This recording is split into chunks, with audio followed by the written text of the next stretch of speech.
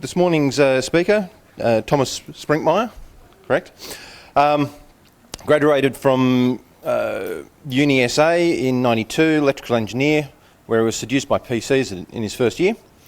He's been working as a software engineer ever since for e-ball computing in a variety of projects, usually with heavy mathematical signal processing and network components, occasionally interfacing with the real world. He was intrigued by free as in beer about a decade ago and subverted by free as in speech soon after. We will have to accommodate him. He's a recovering sysadmin who's recently lapsed back into bad habits. Thank you, Thomas. Thank you very much. Thank you all for showing up. I'd like to introduce my co-presenters, Emma and Alexander. And I'm here to brag about how much fun I've had on a little project that I've been doing for the last year or so. Please excuse, due to technical difficulties, there's a sort of a black line here. There is absolutely awesome content there. Take my word for it, but it's not visible. Anyway, 1 geek per classroom, because geeks don't grow on trees. Emma? Oh, sorry, not yet. Cool.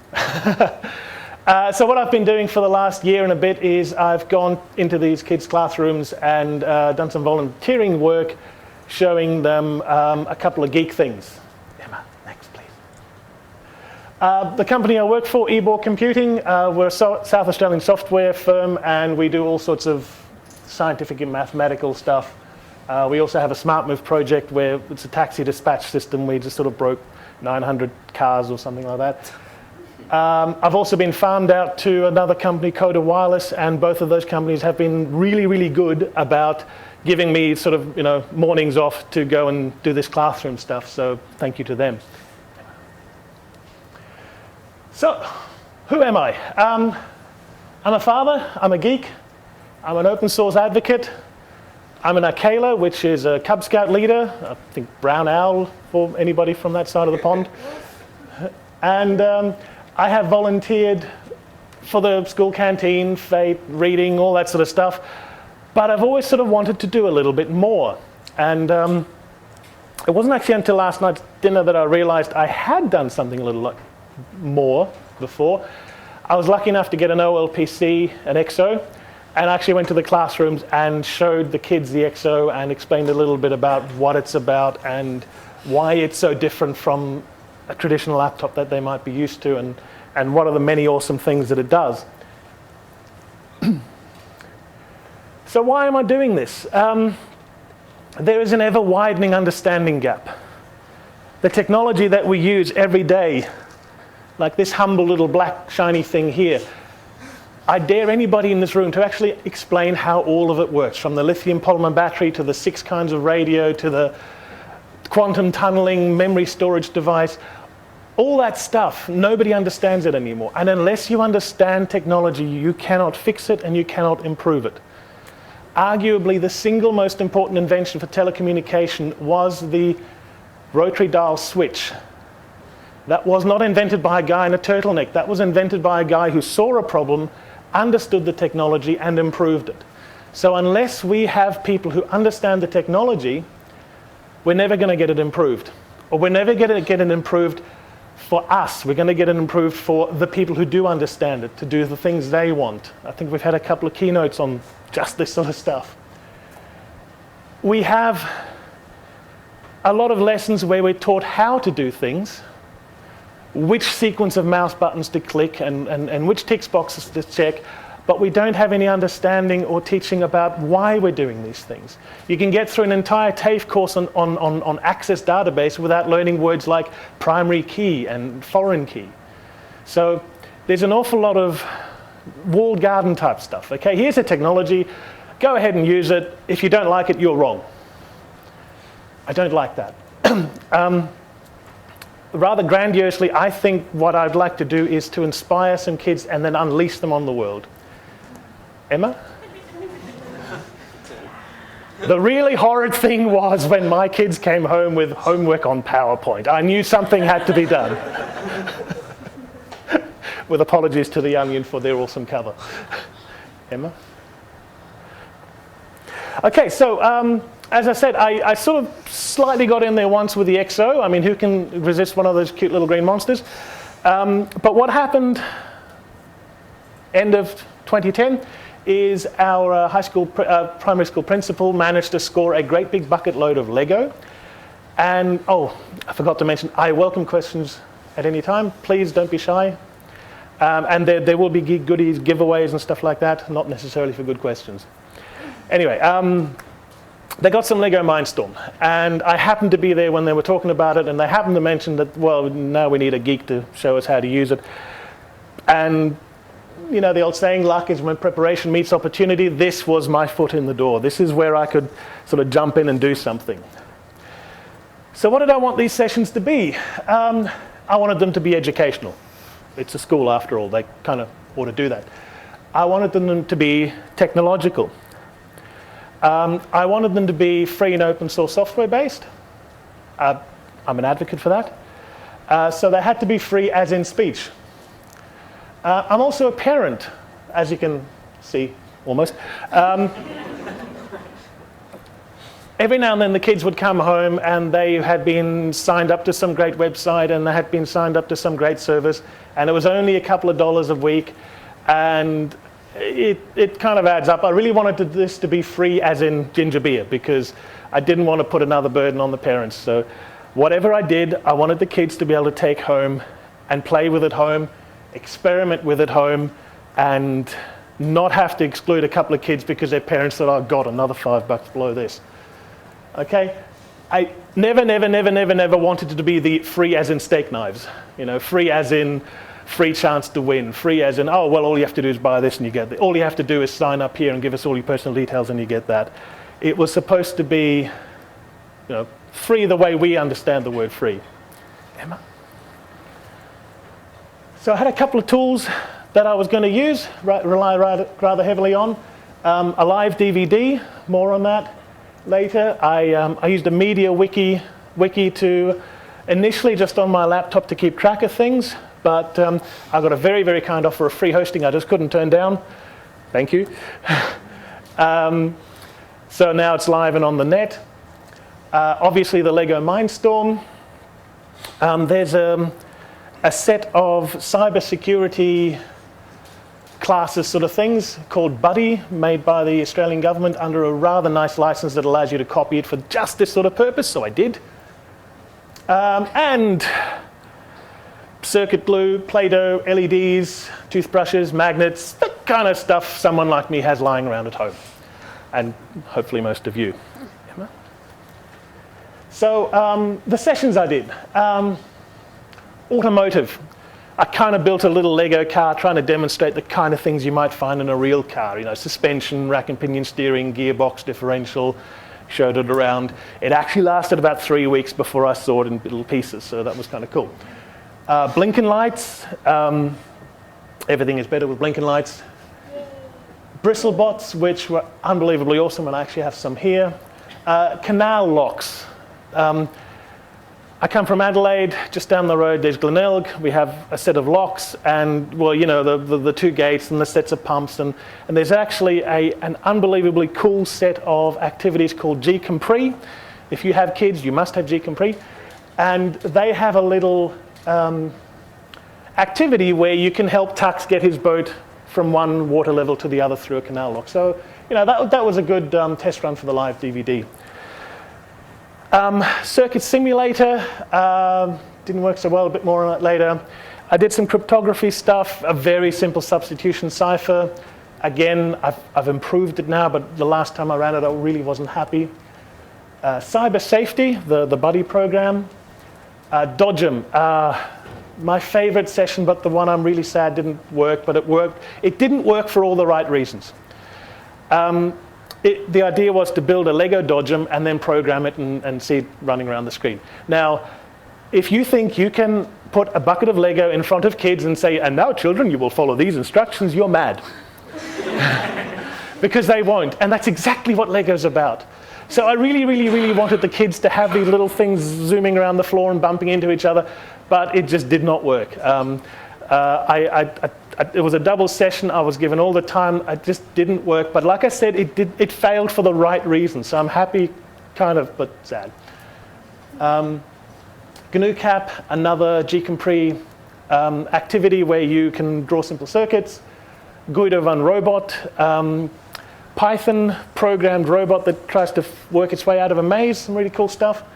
I had a toy helicopter, and the school happened to have a brand new hall for some reason. So I had a great way to test that. That was my excuse to, I'm teaching you about helicopters. I'm not making use of a school hall to play with my toy. The live DVD sessions. Melting silver. Now, I'm actually the black sheep in a family of awesome craftspeople, master gold and silversmiths. And what I got my dad to do was, he's a master gold and silversmith, he has been forever, to actually melt some silver. I took a movie of it, and then I brought the stuff in that he used. Silver granules, the form, the crucible, and it was one of those, this might keep the kids busy for 20 minutes, but they were enthralled for the whole session. That's one of those really cool, hey, they're interested, this is good, this is what I'm aiming for. Paper aeroplane and helicopter making. Found a bunch of PDFs online. You print them out. There's an instruction sheet. There's a page with the creases pre-marked on. And the kids just went nuts making paper aeroplanes. Apologies to the class next door. We were a bit loud. Railgun. Whenever I'm narcissistic. Whenever I Google my site, that's like the second or third link that comes up. So for some reason, people are interested in railguns. It's not actually that dangerous. What I did was demonstrate Lorenz's law by, I got some rare earth magnets, and I demonstrate Lorenz's law by putting it on the table. 2 copper conductors, another one on top, short a capacitor through it, and the little wire flies off. So, Lorenz's law, whatever. It's one of those things where you go and talk about, okay, and this is how motors work, and this is how generators work, and hopefully some small fraction of that will stick, and maybe in a science class 5 years from now, one of the kids says, hang on, that's what that weird guy did. Hey, it makes sense now. And if not, they all had fun, and they watched a little wire fly off and a spark come off, so that was cool. Regenerative braking. That was a sort of an accidental thing. I was just messing around with a Lego Mindstorm. They gave me one of the kits to play with, and I discovered that it actually really nicely demonstrates the kind of regenerative braking you have in an electric vehicle, where you spin one motor and it spins the other motor equals generator, and you hold it still, and turning that one becomes more difficult because you're absorbing the energy.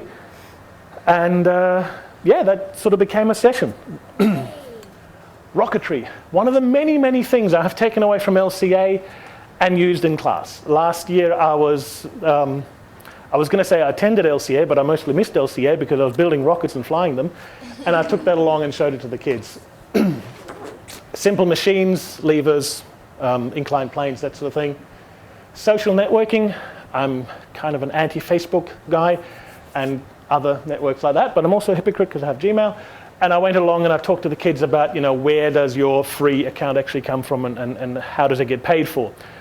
Another session that was supposed to take 10 or 15 minutes, but you realize who has Facebook accounts by the people coming up with all the really interesting questions. And an awesome suggestion, I was sort of talking about how everything is logged and time-stamped, and this kid says, what if I change the clock on my computer? That's a really cool idea. I'm really sorry it doesn't work, but that's a cool idea. So yeah, they're thinking. That's really cool to see. Solar system. There are two programs in particular, Celestia and Stellarium, which allow you to have a sort of a virtual observatory. One of them actually moves around the planet, so you can fly from Mars to Jupiter. Really, really cool. Squishy circuits, which I have here. Again, a bit more on that later. Not yet. And steel needle compass making, using the magnets, actually magnetize the needle and float it in a glass jar and watch it align itself. Emma. So blinking lights. Well, there's a battery off to the side. Just talking to the kids about, well, you all know about maps, you know about the symbols you see on maps. Well, this is kind of a map for an electric circuit, and You know, just like you have a shopping center symbol that doesn't actually look like a shopping center, there's a switch symbol, it doesn't actually look like a switch. And then a little bit of circuit glue. This is glue that conducts electricity. Couple of components, and all the kids got a little light. You press the button, the light comes on. Out of a class of 30 odd kids, about 10 years old, working with circuit glue and circuits which they'd never worked with before, each and every one of them worked. Okay. The thing that kept happening is the kids would surprise and amaze me with how well they did. Unbelievably awesome. Next one, please, Emma. Bristlebots. These are awesome. Toothbrush head, battery holder, pager motor. It's a little motor that has an off-center little weight on it. And next, please. If you assemble them just right, you end up with one of these. You put the battery in, the pager motor makes the whole thing vibrate, and it skittles across the desk. So there's me planning to take over the world by building an army of these things. What I did is, depending on the age of the class I was working with, I pre-assembled parts of it and let them do the rest. So what I actually have with me, you can have one, but you must give it to a child when you're done playing with it. Can you hand those out? So what I have with me is sort of Mark II. I got sick of stripping the insulation of wire, so I'm just using some pre-tinned wire. I soldered the motor onto the battery holder. I pre-tinned the other lead. I stripped the wire, and I got the kids to do all the rest of the soldering. 50 kids, 1 slightly scorched finger, 2 if you count mine. I had to use 2 extra bots. One because one of the motors had the thingy pulled out. I don't know how it happened. I don't want to know. And one because I had a very, very heartfelt plea for one for their little brother. So, you know, out of a class of 50 kids, for them to, you know, get it so right that I only needed 2 spares and I only had 1 slightly burnt finger. I mean, like I said, the kids continued to amaze me with how well they were doing. So that's one of the really cool sessions. Next one, please. Cyber safety. Now, this is that buddy thing. You can go online, or you can copy the stuff. It's on the live DVD. There are 2 versions of it, one for primary school, one for secondary school. And the idea is you go along, and by answering questions about cybersecurity, you get parts for your robot, and you can build up a cool robot. So they don't get it all right, of course. I mean, I know better than them. Some of the answers are wrong, but it's a really cool activity for them, and it keeps them out of your hair for the rest of the session. You just say, there's the URL, and then you sit back. Very simple. Emma? GNU cap. This is, oh, sorry. Forgot. My printouts don't quite match. Who in this room has ever walked down a hallway and there are light switches at both ends? Pretty much everybody. Keep your hand up if you know how they're wired up to actually make that happen. XOR gate. Without saying XOR gate, with an actual switch. I'm not talking about the electronic widgery-doodads. I mean the old-fashioned, you know, mechanical switches type stuff. Okay, quite a lot of you. Thank you. This is GNU cap, and this is a circuit that kind of explains that. You have 2 switches that go either up or down, and if they're both in the same position, the light's on. If they're both in opposite positions, the light's off. So this is one of the sessions where kind of slowly building up to this circuit, talking about it, and then eventually, oh, I think some people up the back want some as well, if there are any left.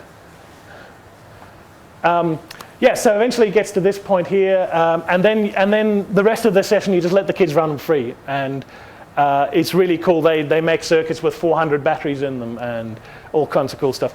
This is really, yes, question. I just wanted to say something about Geek and Free. If you install it and run it, you keep turn the volume down, because you'll wake up in the middle of the night in a cold sweat with the music going through your head. Yes. I will repeat that for the microphone. It is very good advice. Turn the volume down. It has a very annoying theme music, and it's at like 110% volume. And yes, turn the volume off. But I learned very early in my son headphones. oh yes. Or give your children headphones. But yeah, Geek is really wonderful. It starts with some very, very simple things like, can you hit both shift keys at the same time, and then the ball goes straight and Tux catches it and he's happy. It goes to, can you move the mouse and water some plants. There's really cool stuff in there for little kids, all the way up to this sort of stuff and older. And yeah, fantastic stuff. I love it. Okay, so yeah, so you this activity here is also kind of aimed to be a little bit entertaining. If you short out a battery, it sort of gets a squeezed thing and looks really horrifying. If you put too many batteries in the circuit, you blow your light bulbs and they go black. So it's lots of fun for the kids.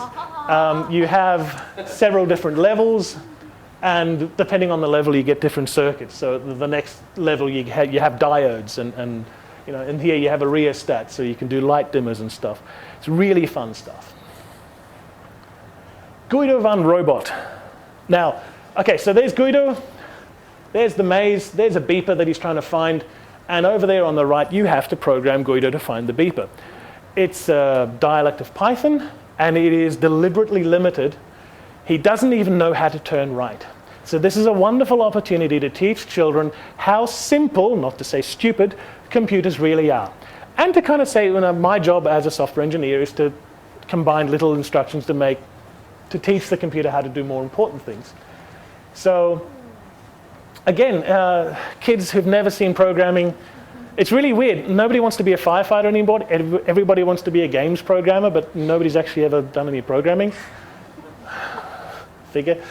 For kids who've never seen programming before, they all managed to do this. And hopefully they all got a little bit of an appreciation of what it takes to program. I know there are graphical environments that are a little bit easier to use and stuff, but I just wanted to sort of, you know, torture them with ASCII. So, what age did you get to program this sort of stuff? What age did I get to program? A year 5 and a split year 3-4 class. So that's 8, 9, 10. That's 7. That sort of age range. And you make it a bit of fun. You sort of say, okay, so you're telling Guido to step forward and, whoa, there's a wall, so you run into it. They really get into it and they have fun. You can even program the maze differently, and there's a maze editor and all that sort of stuff. It's a fun activity. Yeah. Next, please, Emma. The live DVD, possibly the most time-consuming of all the tasks, possibly because I had a very slow computer to start. But you go to the Ubuntu customization kit on SourceForge, and remastering an Ubuntu CD becomes trivially simple. You can add content that you want. You can remove content that you want. There's a very, very important step that I neglected the first time around, which is neutering, which is to make sure that the DVD is not live as in grenade, cannot be used to reinstall the PC, cannot be used to examine image folders or whatnot once the thing is running. So what I've done in the second generation of the DVD is I've removed the installer, I remove all the device nodes, and I remove sudo from the logged in user to make this thing safe. It's a little conflicting. I mean, you know, I'm giving the kids a cut down version that doesn't have all the freedom and all that sort of stuff, but it also is a lot less dangerous. And I get a lot fewer calls from parents about why is my computer suddenly booting into Ubuntu. I do all the work in a VirtualBox. It makes it really simple and easy to test because, you know, just boot a virtual machine off the image I just created. For people who, you know, really can't get used to the Ubuntu Brown window scheme, there are Windows installers for some of the games. I got the class to design their own cover art. I had intended for the whole class to do one, but they did one each, so that was a little bit more work. But what I did then is I got some blank DVDs printed, thanks to one of the guys in the office, and handed out the kids their own copy of this DVD with their own cover art on it. Oh, permission slips. The school very, very wisely sort of made parents sign a permission slip before I gave them a live CD. Everybody got their CD with their cover art, but where I didn't get the slips back, they just got a blank DVD to do whatever they wanted to with. So this is a liberated PC lab at school. About 25 or so, no, about 15, 20 computers. They just had a technology refresh. They're rather shiny looking laptops, and they're all booting into Ubuntu. Next, please. Are you going to take questions at the end? Or? Oh, questions anytime. Okay. Back, please. Which country or state are you from? Oh, originally from Germany, but this is all in Adelaide, where, yeah, live in Adelaide. So I'm from New South Wales. So, and I run something similar at my children's primary school.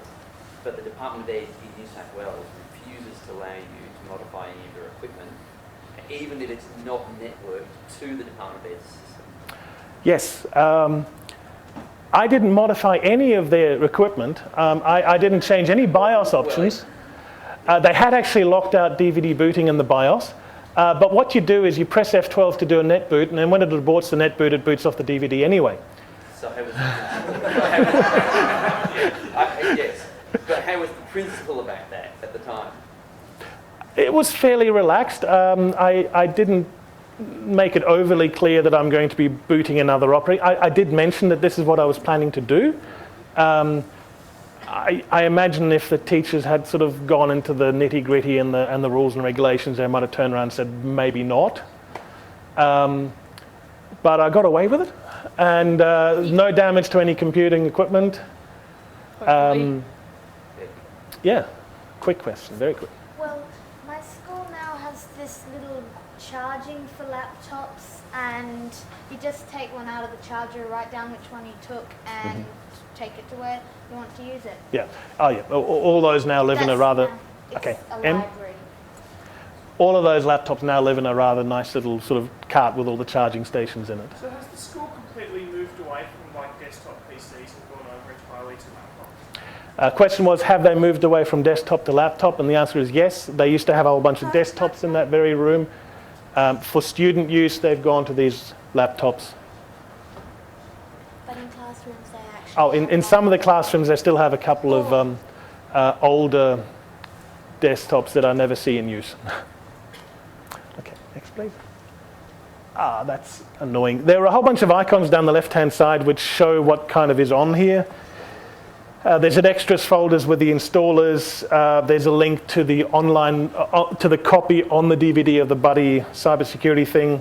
Celestia and Stellarium, the two exploration virtual observatory type things. Child's Play and Geek.com. Child's Play is kind of like Geek.com, it's similar sort of aim. I think Geek.com is a bit more polished, I like it more, but they're both got some really cool stuff. Good on Robot, Java OSM, a link to the wiki. I've got a whole bunch of other stuff loaded onto there, including the Arduino IDE. Unfortunately, not the version of the Arduino IDE that'll run the Leo stick. But yeah, the 700 meg ISO is blown out to a 4 gig DVD. I've just kept adding stuff that was really cool, and there is so much of it to add. So I've brought some of the DVDs around. Alex. So yeah, grab one, play with it, on the condition you give it to a kid when you're done, just like the BristleBots. Sorry, will your presentation be online somewhere as well? Will my presentation be online? Yes, I'll hand it in to the organisers, and it's sort of actually already online. I just haven't put the URL up yet. The wiki is also on the last slide, which contains some more detailed information about the sessions. Next, please. Melting silver. This is the one I was talking about before. This is my dad in his workshop with tools that are older than me, doing tasks that are older than him, melting silver, forms, crucibles. This kind of, I was really amazed and happily surprised how much this grabbed the kids' imagination. So, and then, you know, bringing the stuff in, and, you know, here's a bag of silver granules, and the kids play with them. And, It was heavy. Yeah, it was heavy. Next, please, Emma. Rocketry. I am sad to report that some of those rockets are no longer with us. They survived the launch, but were not recovered. That one's mine. Yay. This is the little girl who came up with the orbit or bust on it. And this is the young man who came up with the awesome color scheme and the lightning bolt. Yay. So that was last LCA's contribution to my little program. I went around talking about the rocket. There it is. Oh, poor thing. He's alive! He's alive, see? No one called the RSPCA. They both made it back alive. Yeah, so there's Tux and Penny. Tux went up in that one. Penny went up in Badal's multi-stage monster. They both made it back alive. Yay! There's the rocket taking off. Next, please. And here's me talking about the rocket at the local cub group. And I don't know if you can clearly see it, but we're all pretty drenched. It was a hot day. We had some water games. And then I'm talking about the rocket. One of the other things in the rocket, apart from the passenger, was the Mob Send-App, which was built in the Arduino Mini-Conf. So that was, again, an opportunity to talk about GPS and data recording and, hey, you know what, that little chip is a computer that's more powerful than the first 3 computers I owned combined and stuff like that. Dinosaurs. Next, please. Squishy circuits. Okay, this is unbelievably cool. You get some please do. You get some Play-Doh, and they have recipes to make it conducting, and then you have blinking lights. You can make circuits with this stuff. There are 2 different circuits. You can make conducting and insulating, and using the 2 different kinds of Play-Doh, you can obviously make all kinds of forms and figures. I've tended to not bother making the insulating because it's a relatively short session, and to talk about, and the insulating you can put, it's all too hard. But so what I've done is I've made loads and loads of these batches of Play-Doh with the help of my kids, and taken them along, and everybody sort of, gets to take a little bit home. I've slightly modified the recipe to mix all the ingredients and then go and heat it. That means that even the littlest of kids can help mix it all up. Then it gets taken into the kitchen to get heated, and then it comes back and they can play with it. The other thing is you have a batch in reserve in case what they make doesn't work. I created a theremin out of an Arduino. So depending on you put 2 probes in a bunch of this stuff, and depending on how you squish it together and pull it apart, it changes the resistance, and that changes the tone generated. And next time when I do that, I'll include a volume knob. Just make one out of it. Yeah, I ended up putting my jacket on top of the speaker, but the kids are sort of having a wee, wee. This is cool fun. Was there a question? No. Okay, so next please, Emma. So this is my Mark I power supply, benchtop power supply, really fantastic. Yeah. Emma? Short circuit protection, all the bells and whistles, and kids having loads and loads of fun with it. But unfortunately, it went counter to the policy of, and then the kids get to take it home. So the next version, 9-volt battery and a battery snap. It's that simple. Okay, so that's what I've got here, a couple of 9-volt batteries, a couple of battery snaps, LEDs, salt, flour, cream of tartar. That's all you need. Cream of tartar. Apparently that's not easy to get everywhere, so you can use lemon juice instead. So yeah, one of the little creations. Now, I was talking about, being creative and all that. So of course, being creative and all that, I go and allot everybody their little piece of this, that, and the other. Emma? And what the kids turn around and do is they collaborate and share and pool resources and do really awesome stuff like that. Okay? So that's Alexander's class. And as you can see by the different colors, that's, half dozen of them saying, hey, how much more awesome would this be if we worked together? I am so proud of this picture. Okay? I love this picture. A lot of batteries. A lot of batteries, a lot of LEDs. Next, please. So what worked? Blinking lights, making the little switches, that really worked well. The bristle bots, I do have, if you have one of the bots, I have a toothbrush, which you can cut a little bit off, and I have the double-sided tape, you need to finish it, and I have the batteries. So again, this is something where, with the younger class, they basically all got what you have now, some of you have now, fully assembled, fully soldered. All they had to do is put the double-sided tape on, snap the toothbrush, and they all got it working. So that one really worked. Fun. Do you have the resources where you do all this stuff on? Do I have the resources? Yes. I I got that stuff from Elect something. It's all on the wiki. The cost ends up being about $4 for the BristleBots, once you have the battery and the battery holder and the motor itself.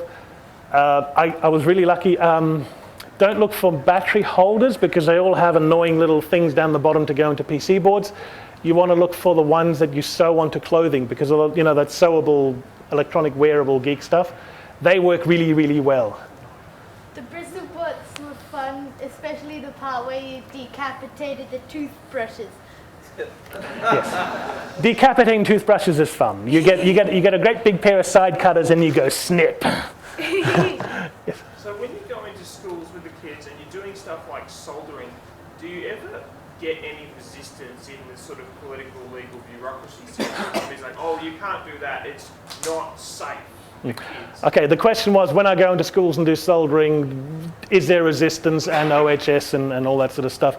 I haven't done soldering with the schools yet. I've done it with the Cubs. We have permission slips and all that sort of stuff, and if we break one, well, we have a signed form saying we were allowed to. I imagine in the older schools, in the older years, I'll be able to go in and do soldering with the kids. I would love to do that. Maybe do some Arduino shields or something like that. But yes, talk about it a bit more later, but you do have to be really careful and you do have to be really mindful of the obligation the school is under towards the kids. And I know this is cool and fun and geeky and mostly safe, but you have to convince the school, and that's not easy sometimes, unfortunately. It helps if you have a good relationship with the principal. Yeah, it helps if you have a relationship. Actually, what really helps is when you do it to one school and then your kid goes to another school and you go to that school and you say, hey, I'd like to go and do this. What's this? I've never heard of this. They chased down Alexander in the playground and the teacher asked, so what's all this about? He happened to be surrounded by a bunch of kids who had done this last year, and there was a chorus of, yeah, this was really cool. That was an easy sell.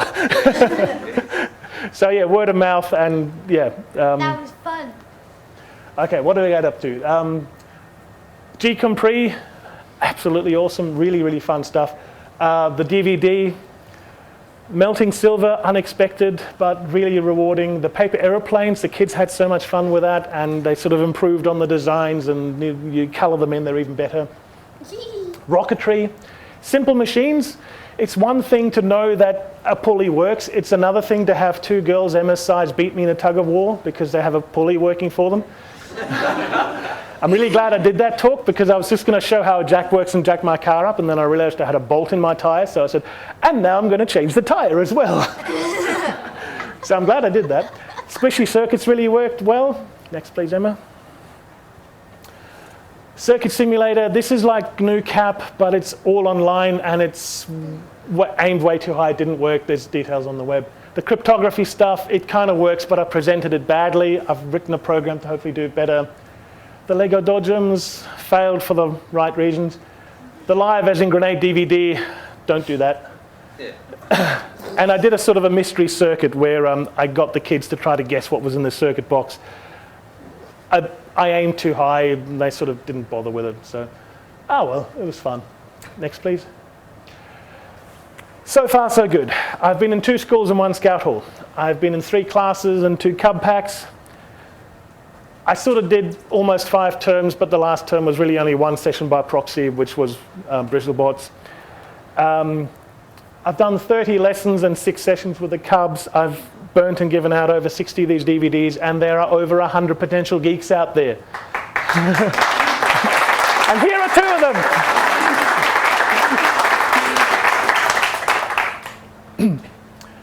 So, next please. What I desperately need is ideas.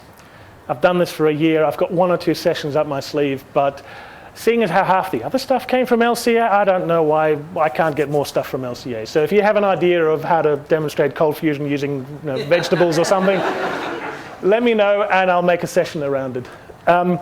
Possibly venues. If I can't get new material, I'll get new audiences.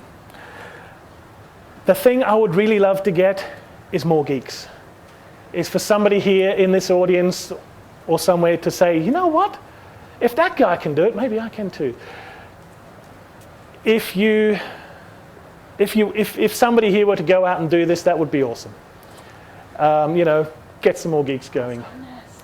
And talent. I am absolutely horrible at all sorts of things, and if somebody knows how to make a website that doesn't look really horrible and they want to help me, that'd be really, really cool. Next. Massive thanks to the teachers, Karen, Kate and Sophie. They are under so much pressure to do so many things in so little time. For them to take the risk and allow me into their class and potentially damage one of their children or several, thank you so much. They were awesome. Tech support, Daniel and Peter. Peter helped me with doing some soldering with the kids. Absolutely awesome. Thank you, guys. The kids in the schools, they surprised me. It's cliche, they energized me. You do one of these sessions, it's really hard work, but you feel really good afterwards. Camden Park, that's my scout group. The other leaders, Doug, Marie, Mark, Martin and Robert, who kind of, did what they had to do. They had to reschedule their stuff every now and then because my bits weren't arriving on time. So thank you for them. The Cubs, who did awesome. My wonderful wife. My guinea pigs. My mentors, mostly my dad and my Year 12 physics teacher, and all the inspirations that I've had that turned me into the geek I am today. A lot of those inspirations are actually at this very conference, so thank you guys. And last page. Yeah, that's the website. That's me. Any questions, any information you want, let me know. I've kind of got the website locked down and read-only because I want to be able to point kids at it and know there's not going to be any spam on it. But if you want to do this, or if you want to improve it, let me know. Sign you up an account or whatever. So yeah, I think. I have squishy circuit stuff to take away. Little bags to keep it fresh until you get home. I've got some LEDs. All you need is some 9-volt batteries. I really suggest you don't put this in your carry-on. And if you do, forget you've ever known me. Okay. Thank you. Really?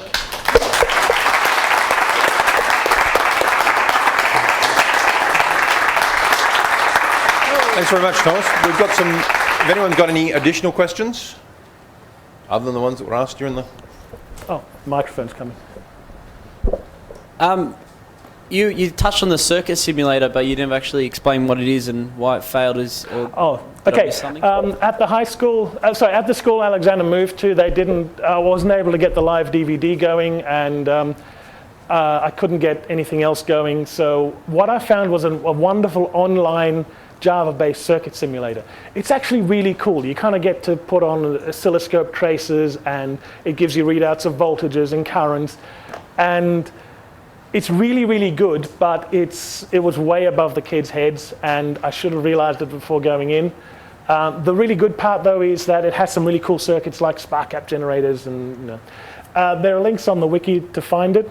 It's a really good piece of software, but it was a little bit misaimed. So, yeah, GNU-CAP would have been better.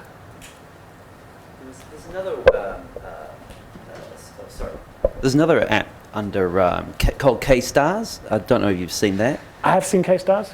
The difference between, say, that and say Celestia or Stellarium is that if you then look at, say, a particular planet, you right-click on that, it lets you give you links to, say, like the JPL or the Wikipedia page for that particular planet or that particular stellar body as well, which my kids really like doing. I've got a few 100 meg left on the DVD. I can add that.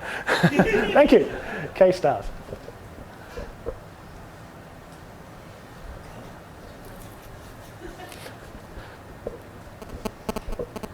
So how does this link up with the science curriculum that they're teaching just as part of the course for these age groups? How does it link up? Not as well as I probably should have made it link up. I did a couple of sessions in support of what they were doing. So they were doing electricity, so I did the blinking lights, and they were doing Egypt, so I did the simple machines. It wasn't really part of the structured course. I mean, this is where I'm so grateful the teachers gave me a shot, because they have a curriculum. They have every minute of the day mapped out. And for them to turn around and say, hey, there you go, have an hour a week for a term, really fantastic of them to give me that opportunity, and I think I could probably have done a better job integrating with what their needs are as for what the curriculum needs to get through. So, yeah, good question, yes.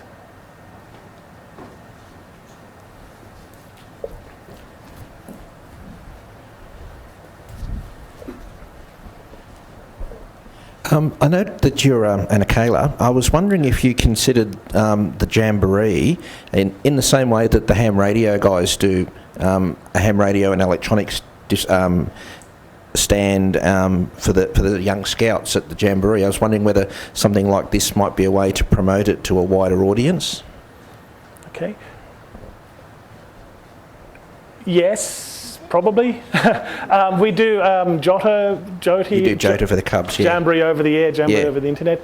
Yeah. I was more thinking of a physical presentation in one of the tents where you could have the young scouts sitting down doing the same sort of stuff, but you'd expose it to sort of 1,000, 1,500, 5,000 kids across the long weekend. That's a really good. I'm a Cub leader, strictly speaking, Jamboree Scouts, but I'm involved in Scouts, not Cubs. Yeah, that's a really good idea. In fact, there was a Cubbery where I could have done stuff like that if I'd thought about it. Thank you for the idea. But unfortunately, I got shipped off overseas for a week right in the middle of it. So, I'll keep that in mind. I did sort of go to the meetings of all the Cubs and said, look, this is the stuff I'm doing. If you want to do it with your group, I'll come along and help. I've sort of had an underwhelming response to that so far. Was there a... So yeah, obviously, you say a bristlebot, for example, is about $4 or whatever. Do you fund that yourself, or do you get funding from the school, or where does it come from? I've been offered funding for the school, but I was asked not to take money just in case the school decides it's too expensive and they don't want me back. Okay. So I would feel very, very wrong being paid for doing something that is loads of fun.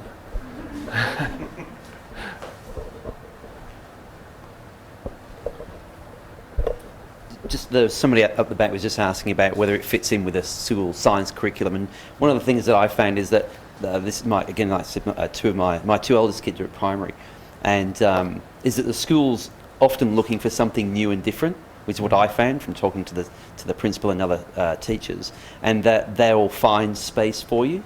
To make space for you. They'll even draw kids in the case that I was teaching them graphic editing, and they would take kids out of different classes who were interested. So they'd work out a time that was suitable for all the teachers, and then I would get a group of kids from disparate classes coming to the school library so we could do graphic editing. And it wasn't related specifically to any subject, but it was just that the school felt that it was something that would be really interesting and a useful thing for them to learn. There's a lunchtime library sort of group thing at my son's school now, and I'm interested in doing that. Smaller group, maybe a bit easier. Your question of funding, it just reminded me, one of the things I plan to do is carbon dioxide races. You can get kits of 25 or kits of 50, and that's going to need a little bit of a co-payment, I think. So $6 or $7 per race, depending on how it works out. But it's a hobby for me, and hobbies are supposed to be expensive and fun. Any other questions? Did the school ask what your qualifications were? Did you have to have any teaching experience or anything like that? I wasn't asked. I had to have a police check. I already had one because I was working at the canteen. The original requirements were a geek who can show us how to use Lego Mindstorm, and I fit that. So and I think after that it was just kind of a get to know each other, and like I said, a lot of courage to let me go in and do, hey, look, I'm going to teach them about how to work a railgun next week. Is that all right with you?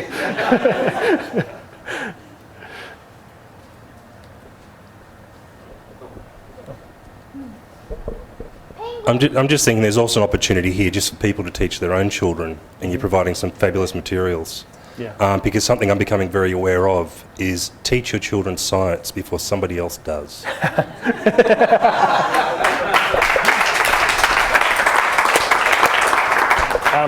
And soldering. You can teach them soldering as well. Here you go, Em. Emma did this. She's had it for a couple of years. The battery leads have come off, so she fixed that at the mini-conf on Monday. I'm sorry I don't have any of Alexander's circuits here, but yeah. OHS, if they're your own kids, you're allowed to break them. So you can teach them soldering at a younger age. Very good. Just on the question that you were asking, because I think it's something that's happened at the school where I am. My qualifications, I have a Master's Honours in Sociology. And I've taught in Sociology and Psychology. I have no qualifications in graphic editing or video editing at all, other than a couple of decades of experience. So when you're speaking to them and you can actually give examples of what you've done and show enthusiasm, as long as they like you, the primary schools especially are pretty much willing to give you a go. And if the kids like it, then that's pretty much the result that you're looking for, and that's what they're looking for too. I play around with Playmobil. Any other questions? Oh, sorry. One of the things about the Playmobil one is really, really interesting, because even the kids who aren't into the circuitry, they just end up playing with Playmobil. So sometimes you have, especially in a larger group, you have very diverse abilities and interests, and this is a really good session for one of those groups because it caters to two streams quite naturally. Any other questions? No? Well, on behalf of the organisers of LCA 2012, I'd like to present you with a gift, and thank you for a very interesting presentation. Thank you.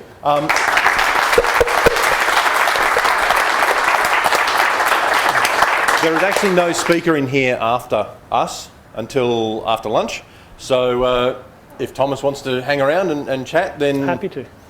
I'm not going to kick you out.